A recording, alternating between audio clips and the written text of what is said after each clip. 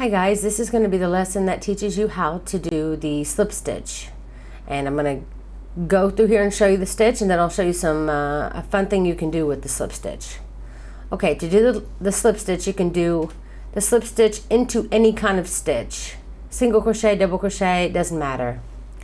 All you do is you go under the stitch, grab some yarn, pull it through the stitch itself and the loop that's on your hook. So you're gonna have to pull through everything. So there's the stitch, there's the loop. Then you do the same thing, you go into the next stitch. Then you're gonna pull this loop through the stitch and the loop on your hook. So you pull it through the loop, and this is where you would usually stop to do your single crochet, but instead you're going to go right through the loop again. So it's very simple. You're just basically exchanging the yarn that you're going to have for the loop that's on your hook.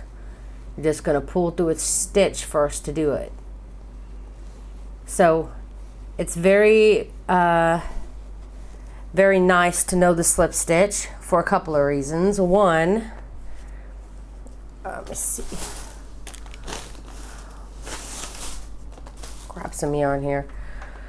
One is because when you join a new color, sometimes, especially if you're going to be attaching it somewhere else, you can go right into the stitch itself and then grab your yarn, pull through the stitch, which attaches the yarn to the piece you're working on, and then go ahead and slip stitch it. Continue the slip stitch to pull through your loop, and now you've got your yarn attached. And then if you're doing the single crochet, you can just chain one, or if you're doing the double crochet, you'll want to chain two, and then you can just continue on with your color. So slip stitch is very good for adding a color if you want. Another thing you can do with the slip stitch is when you're about to end a row, you can just slip stitch in the very last stitch, is usually what they tell you to do. Then you'll chain one, and then you can cut your yarn, and then it'll be the end of your project. So you'll be doing a lot of slip stitch, chain one, cut your yarn to end a row, or I should say to end a project. Let me move that out of the way. Okay, now I wanted to show you something really cool about the slip stitch that you may not know. Well, you probably don't. This is a beginner video. You'll slip stitch. When you slip stitch, you're creating kind of a side stitch. And I'm going to show you the difference. If you look, this is the regular look of the stitch that I taught you in a previous video, how it has two sections, a front and a back loop. Now if you turn it slightly, you can see you have the same exact look on the other side.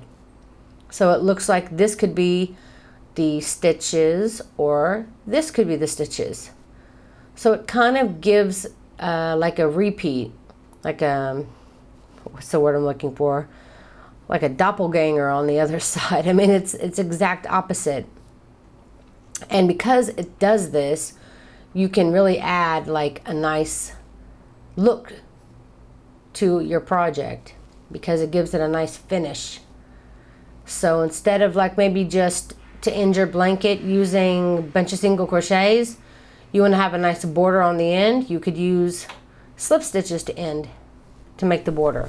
Another cool thing about these stitches being this way is it leaves this little line of stitches on this side and this side. If you work through the top loops only, like say this looks like it's a stitch and this looks like a stitch. Now if you just take just the top loops, this one on this side,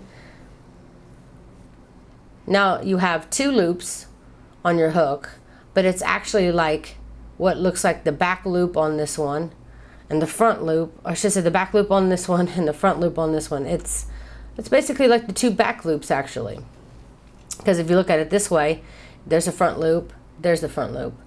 So it's like you can grab both those back loops and now you can work into those just like this. And when you do that, you're going to leave a line of these front loops on this side and a line of the front loops on this side, which is exactly what this is.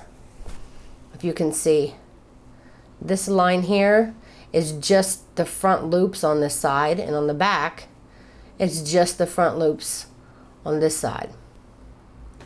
And what you can do with those front loops as you continue to, you know, single crochet back and forth, it'll leave this open where you can then attach a color to it and like add a nice ruffle or something like that to it. And it won't disturb your single crochets at all because you were working under 2 loops. You just had this extra loop on each side, and now you can use those extra loops to add some texture or something to your project, which I use this to make my ruffle purse that I made. But you can use it to like make a baby diaper cover or whatever, and you can do it on both sides or you can just do it on one side. The sky's the limit. So it's very, very cool, the single crochet. I mean the slip stitch. You can use it in many different ways, but mostly you'll be using it for ending your row. But that's it. That is how you do the slip stitch. I hope that you enjoyed this tutorial.